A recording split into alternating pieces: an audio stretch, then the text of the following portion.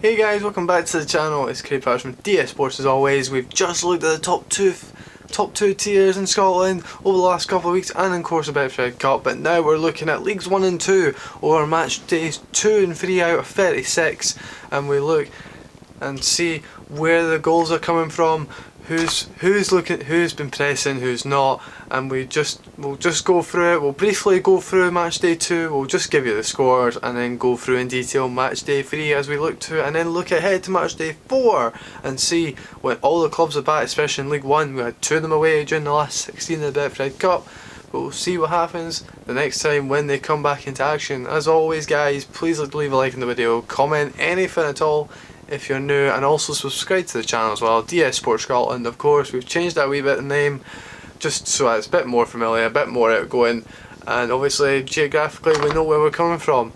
But anyway guys, we're going to get into it. We start at League 1, we go through match day 2. The scores were as follows: East Fife 1, Peterhead 1, Falkirk 6, Dumbarton 0 at Falkirk Stadium. The first League 1 game at the Falkirk Stadium.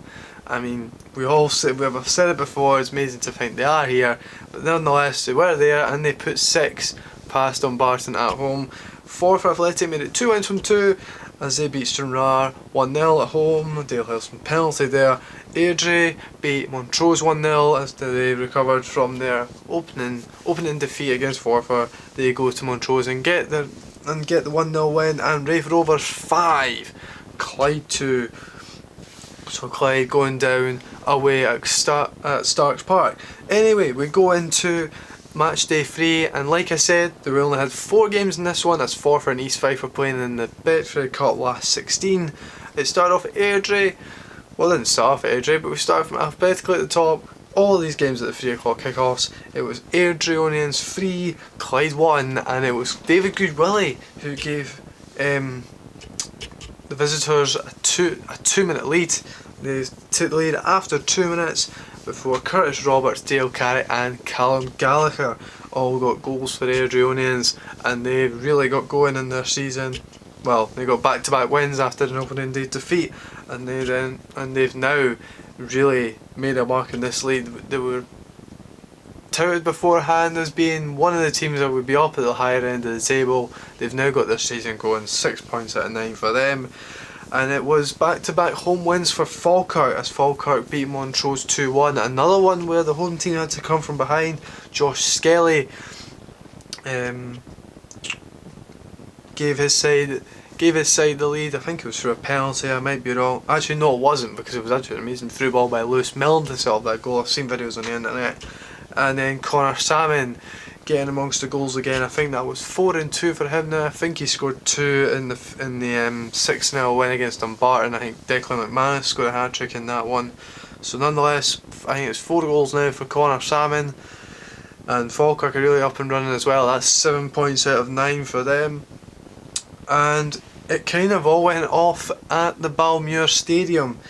Peterhead were 2-0 up very early on as Gary Fraser and Jordan Brown gave Peterhead a 2-goal lead before Langan, PJ Crossan and Isaac Lane gave Dumbarton the most amazing of comebacks, and they now have got going. I think they started off with two defeats in a row to begin the season. Let me just double check that one for you guys, make sure I'm not going a bit lippy. Yeah, obviously they got the defeat against Falkirk last match day 2, and then they started off a home defeat against Raith Rovers, the late goal from Grant Anderson in that one. But yeah, the first points of the campaign for Dumbarton, and after a situation where it didn't look like they were going to get any up north, but they head down to the south, back down to the southwest, the west side of Glasgow, with all 3 points, and it was one of the performances of the weekend as well.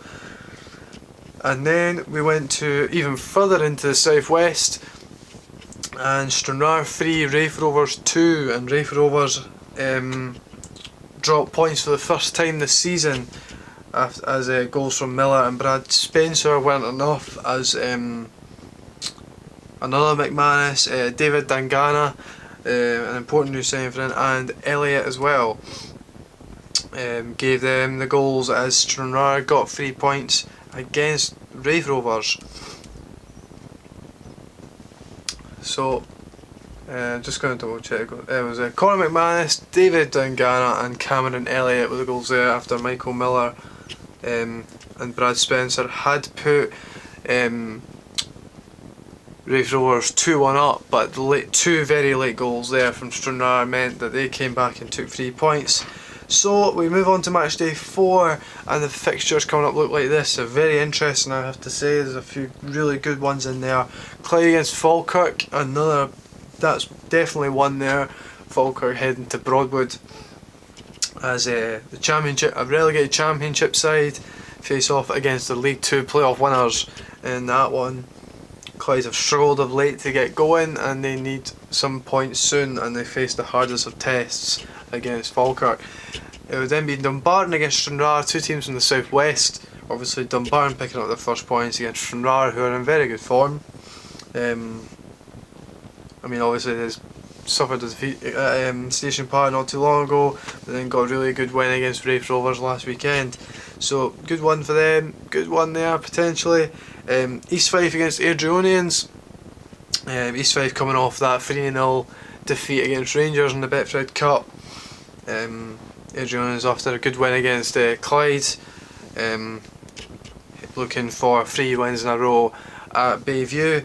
It's Peterhead against Forfar. These sides have not played each other since Forfar went up to Balmuir and beat them 5-1 in the League 2 playoff final. It was a 7-2 aggregate win for Forfar Athletic that day. I was there. I was one of the ones on the pitch that day. Not as a player, but as a fan, and very much excitement. So hopefully there'll be renewed memories there for Forfar at Balmuir against Peterhead. And then Raith Rovers against Montrose. Raith Rovers need to bounce back from both sides need to bounce back from defeats away from home last weekend. So that's League 1. We now go into the 4th tier and we go into League 2. We go into match day 2. It finished Albion 4, Cove Rangers 4. What an amazing game that was. Mitch Mengensen was the 8th goal scorer, believe it or not, in that game. I think there was 8 different goal scorers in that game, and like I say, Mitch Mengensen was the last of them. It was Annan 1, Elgin City 1, Cowan and Beef 1, Stirling Albion 0, Edinburgh City 2, Brechin City 1, so that was 2. I said Edinburgh City 2, Brechin City 1. So back-to-back defeats to begin life in the bottom tier for Brechin after back-to-back relegations, and then Queen's Park 1, Stenhousemuir 1 in Mount Florida. So now we move on to match day 3, and it was Annan 3, Albion Rovers 2. So it's amazing to find that Albion Rovers are actually scoring goals, but on this occasion they were to be outdone by the likes of Swinglehurst, Nadier and a Linus own goal. Christian Nadier amongst the scorers, along with I think it's Sean Swinglehurst, I forgot his first name, but certainly Swinglehurst, a prolific goal scorer for Annan Athletic in recent times. And it was Wilson and East with the Albion Rovers goals, but not enough for them. So yeah, Albion Rovers, after a win on the open day, highly entertaining draw, and now they drop all 3 points away at Annan Athletic. Brechin City, well, it's 3 defeats in a row for them, and it was a heavy home defeat against Queen's Park in this one. Goals from Muir, David Gall and Tommy Block meant that Queen's Park came away with all 3 points in a very easy win at Glebe Park. Cove Rangers nearly threw it away against Cowan and Beef. 2 goals from Jamie Masson and Declan Glass, but then cancelled out by Fraser Mullen and David Cox before Declan Glass scored in the dying moments of the game in extra time, meaning that Cove Rangers won 3-2 at the Balmoral Stadium. Edinburgh City, back-to-back home wins for them after their opening day hammering away at Cove Rangers. They beat Stirling Albion 1-0, thanks to a goal from Josh McIntyre, and it meant means that 6 points from 9 for the side that were at the top of League 2 for a long period of time last season before they fell away. And finally, Elgin City 0, Stenhousemuir 1, and it was Andy Munro, a former Forth Athletic player I know very well myself. I was sad to see him go, but in the end he did go to Stenhousemuir, scoring many big games. Aberdeen in the Scottish Cup being one of them. I think one's very recent. I think he scored against Dundee United in the Betfred Cup actually. But he scored the winner up at Borough Briggs to give Stenhousemuir a much needed 3 points, and it means we go now into match day 4. The fixtures look like this: Albion Rovers against Brechin City. Kind of mental to think when you think Albion Rovers were having a torrid time last season, looked for at least the early part of last season, which it could have been back-to-back relegations for themselves, but most importantly out of the Scottish Professional Football League. So obviously breaking back-to-back relegations themselves, at this rate it could be 3 in a row, but obviously Brechin need to get their season going, and Clifton Hill could be the place to do it. Moving on, we move to Central Park. Cowden Beef back at home after they won 1-0 against Stirling Albion at home in their first home game. They welcome Annan Athletic this time, and Athletic in very, very good form. Swinglehurst seem to be banging in goals and looking very good in the process, and they will head to Central Park in good spirits. Queen's Park, after a very convincing away win at Brechin, will welcome Elgin City, who lost at home to Stenhousemuir in match day 2. Stenier at home against Edinburgh City, so that'll be a good game there, both sides having had 1-goal wins last time out. And then Stirling will be the ones who welcome Cove Rangers next time around, and you could be forgiven for thinking that this could be a one-sided game for Cove Rangers, but knowing Kevin Rutkovic, he's not going to go down fighting, and neither will his team, I'm sure.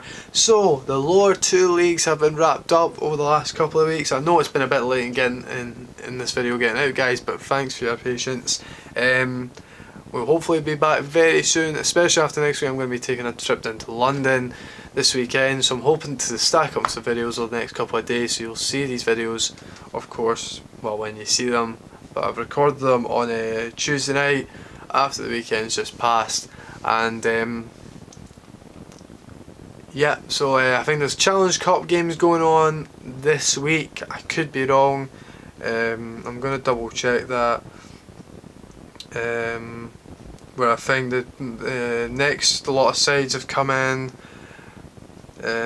No, it's not this weekend, guys. Another couple of weekends away. Obviously there's likes of the Irish teams coming in, the team from down south.